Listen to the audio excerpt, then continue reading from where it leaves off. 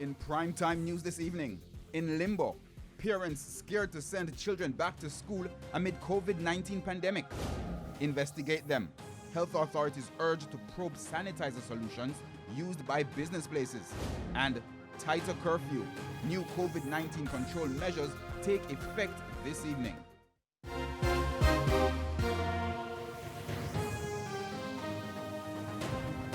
Good evening and welcome to Primetime News. We're live on air and online at onespotmedia.com. I'm Herman Green. And I'm Janella Precious. Also this evening, the business day, sports commentary, E-Prime, and weather. But before the break, the feedback question. Our question this evening: what additional measures are you taking to keep safe from the coronavirus? You can share comments online, facebook.com/television Jamaica, and tweet us at Television Jam.